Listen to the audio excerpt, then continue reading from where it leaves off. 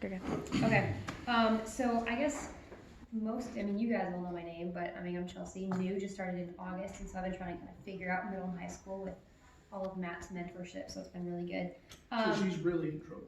Yeah, if I do anything wrong, the boss sees it right away, so it gets corrected right away. But the one thing to know on the calendars is I put the high school and middle school calendar together because some people have high school and middle school, so this just makes it a little bit easier. So you'll notice that like the little yellow buses, those are middle school days, and the little caps are high school days. And I have a little thing there that says that, just so you can kind of see when middle school's here and when they're not, when high school's here and when they're not. Basically our schedule, when we pick them up from school, we come back and we jump right into just like a snack and a check-in time, and that's just a chance for them to use their phones for 10 minutes and catch up on all the things they missed in school, have a little bit of a snack, talk with friends because they've been sitting in school quiet all day, and then we jump right into a devotion. We go into gym and recreation, and then a learning homework time, and something that we'll be doing, we'll start having Monday we'll have a Bible lesson, Tuesdays we'll have a fitness lesson or a health lesson, and then Wednesdays will be a social emotional lesson. And that's a little bit new. Before I was just doing fitness or just recreation, hanging out in the gym, but this will be an actual like fitness class. Also the learning homework, we were doing like that FEB tutor program, which I'm sure you guys heard about. All the kids did not enjoy it very much, but that program has been pushed to the side. We have 2 new programs that kids will get to choose from, so if they don't have homework, that academic time will be one of those 2, and one of those is actually, it's phenomenal. They have like financial literacy classes that kids can do, they have like coding classes that kids can do, so things that kind of pique their interest or are beneficial. And it's self-guided. Like they get one of the optional curriculums has a lot of different topics so that the kids can actually pick the ones that interest them most. They even have like a social emotional, like bullying type things, entrepreneurship, yeah. How to start a small business. It's really So cool. it is a lot more, I think it'll be a lot more interactive for kids when they don't have homework. So that's just a big change, because I know some of the kids have not been happy about the FEB, so that has been replaced, thankfully. But a big thing, for middle and high school sometimes is not wanting to participate in like the activities, more so than elementary. Usually at that age they're still excited. Middle school, not so much. So with this new change in like the contract of making sure that they're participating, I think the biggest issue that we'll see is with the fitness component. Not everyone wants to be a part of anything fitness related. So that's something that we'll be trying to push and kind of holding them accountable to. I think most of our middle schoolers really do, so I'm not anticipating that that'll be too much of a push, but I think that there may be a few. And so I'll just be kind of pushing them to make sure that the homework time is utilized appropriately, the learning time is utilized appropriately, and same with the fitness time. So those are some of just the big changes. I was this last fall just all by myself, so there was no extra help, so sometimes I wasn't able to respond to messages and stuff accordingly. But we do have an American joining us next week, so that will be beneficial in that we'll have 2 adults in the room, and we'll be able to split up some of the interest-based activities as well, so that'll be really helpful. With that being said, I know that at pickup sometimes there will be, parents will come to pick up kids. You'll ring the bell, but we're down in the youth room, so if I hear the bell, and even if when I was by myself, I couldn't come up here to answer the door. Even with an AmeriCorps, there may be a chance when I can't come up to answer the door, so it might be best if you text me when you're here to get them, and then I can make sure that I send them up to the doors. And that way, I just make sure that I know you're here, so when they're like, oh, my mom's here, my dad's here, I'm like, well, I didn't hear that they're here. I don't want to just send them up just in case. So well, we'll need to do that because part of the push is to get them off their phones. Right. So it's like, if I text him, yeah, I'm coming to pick you up. Yeah. All that tells me is he's sitting there checking his phone a bunch. Sure, and I have told the kids in the past, like, have your parents text me, and they're like, oh, well, I just need to check. I'm like, well, they know that you're with me, so if they can't get a hold of you, they'll text me. But that's something that I would just encourage you guys. That way, you're not also standing at the door, ringing the bell, wondering where the adults are. We are here. We're just on the other side of the building. Because sometimes Matt can't be at the door either, and so if he's not there, then we don't have someone to let y'all in. I'll have to remember to get your number. Yeah, definitely. I just checked, don't have it on my phone. Okay, yeah, I'll make sure I send that out to you guys. Let's see, the other thing, with middle school and high school, one of the things that I really push are leadership qualities. So it's not so much about just like following rules. They're old enough that they already understand the importance of some rules, and they're old enough to follow the rules. So what I really push is character leadership qualities. So that goes in with like integrity, respect, empathy, taking the initiative when you see something on the floor to pick it up, encouraging people that are just, they can tell are having a rough day. So I push a lot of those traits with kids. And so one of the things that I've given them, and some of you guys have seen this too, is they get these little leadership tickets. And it's where I've seen them demonstrate like a leadership quality. So it might be, they saw someone drop something and they picked it up for them, or they heard someone making fun of someone else and they called them out on that. And they'll get one of those tickets, and when they receive 5 of those, then they get to go out to dinner and take a friend with them, and I'll take them out. And so it's just kind of a little incentive to really push not just the little rules, but pushing who they're becoming as adults, who they're going to become. So that's really where my focus is with them. For high school, the big thing will just be that we partner with Calling and Career. High school does go to Calling and Career Monday, Tuesdays, and then Wednesdays we have youth group here.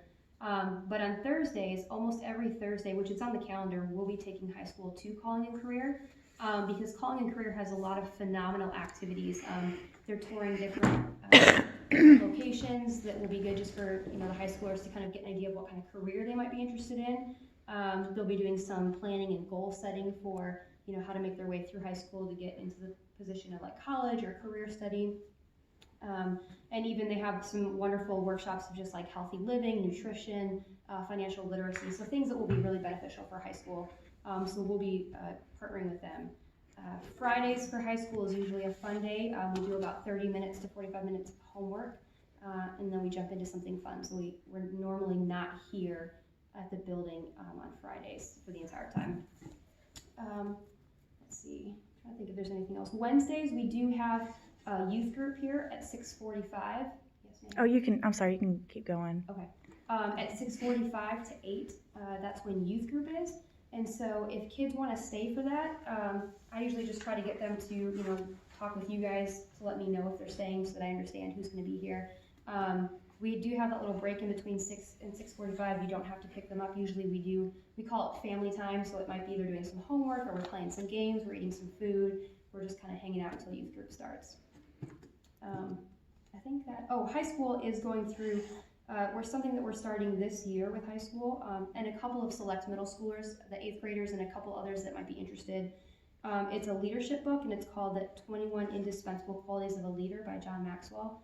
It's a phenomenal book. When I was a teacher, I taught it with my 8th graders, and it's really geared towards adults, but it's just a really good book on starting to get them to think about who they're becoming as leaders and how they impact people in their communities and in just their small circles. So it's a really good book, so we'll be starting that up this spring. Yes, ma'am. Okay, so are they high schoolers still doing Calling and Career on Mondays and Tuesdays? Yeah, that's a completely separate entity from just Lead. Okay. Yeah. Yeah, so high school won't It's ever be Emerald Monday, Youth Tuesday. Foundation, but it's not just Lead. Right. Okay, so they are still going Mondays and Tuesdays and then Thursdays, Calling and Career. Yeah, they'll come here, and then we'll do like a little snack and a quick devotion, and then head over to Calling. Okay. Yeah, thanks for clarifying that. Yeah. I think that's it. Is there anything else with that, Matt? Mm-hmm. You guys have any questions? I think the big thing with the contract for middle and high school, it didn't really apply to elementary, but a really big thing would be the refusing to participate. My biggest push for that is really in the academic portion, because kids come here and they get frustrated and they're like, well, I just spent 8 hours in school, I don't want to be here doing anything academic. Our academic slot is only 30 minutes, and the real goal is just to get kids to do their homework, right? Because then they get home too late, they don't have time for their homework. But when one kid refuses to sit down and be quiet during that time, then nobody can focus. So I think having an AmeriCorps will help be able to pull apart the kids who have homework versus the kids who can do just the learning enrichment that they enjoy. And that's good, they can do it here, because I've talked to Matt before. Zach, Grace's brother, wrestles. Yeah, And on Tuesdays and Thursdays, they have those duels. Mhm. I have to pick her up here, I get off at 5, and I have to be out at Gibbs or Maryville or somewhere by yeah, 15 to 6. And by the time we get home, 8:30, 9 o'clock, she's been, then have trouble, yeah. yeah, So it's, Two thoughts on that. The first one is make sure they are learning how to prioritize their homework, I made because, her take it into there and do it before, because she didn't do it here. well, so we only get a half an hour of that academic time Mhm. for homework. So the things that they bring to us during that time need to be things that they can't do on their own. Yeah. A lot of times the middle school mentality is I'm gonna do the easiest thing first Yeah. instead of the thing that I need the most help with. And if they leave that difficult stuff that they need help with until they get home, like obviously we can't help them then, right? So if they prioritize the things that they need help with for that half hour that they have here, that's really the way they're gonna get the most benefit out of that. The second thought is, we have a lot of kids who 9 times out of 10 tell us they don't have homework because they don't want She's to done that do too. said homework.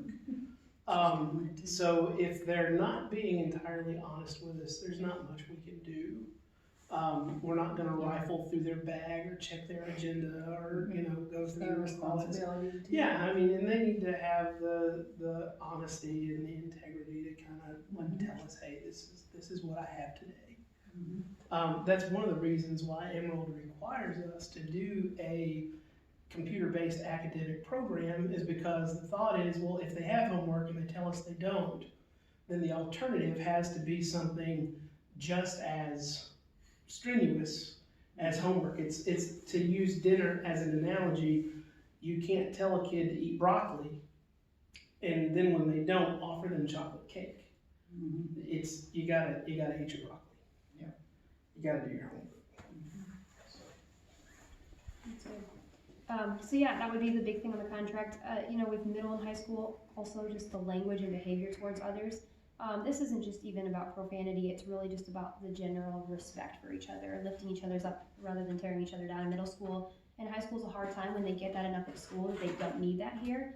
And I don't have much of a tolerance for that because we see what it does to kids, right, when they get that over and over. So we really push that our culture is a place that's safe emotionally for kids. And we've done a really big push on that this fall, that when we don't see that, that's gonna be a pretty quick phone call with you guys, conversations about maybe they need to take a break for a day and think about the way that they're making others feel. And we have a lot of proactive conversations with kids. We do sessions on social emotional, about empathy, about the way people feel, about what it's been like to walk down the road and be talked about or be talked down to, so that kids kind of understand that our goal is really to make people's lives better, not make it harder than it already is for most people. And so that's the two big things here for middle school and high school. Cell phones, Matt already talked about that, so that's usually a conversation that I have with parents right away as you see that to become an issue. But any other questions that you guys have for me? Okay. I know like 2 of the issues relate to Ezra, they go together, the attendance and the 30 minutes of homework time. Cause there are times when, I'll tell Ezra, listen, if you have a lot of homework, listen, and he has an evening track practice. Then, that goes till 8, then Yeah. we come home and eat, it's 9, he's not gonna do homework at 9. Sure. So I'm like, if you have a lot of homework, you're gonna just have to come home and skip just leave. Yeah. Cause there's just no way he can get it done in 30 minutes.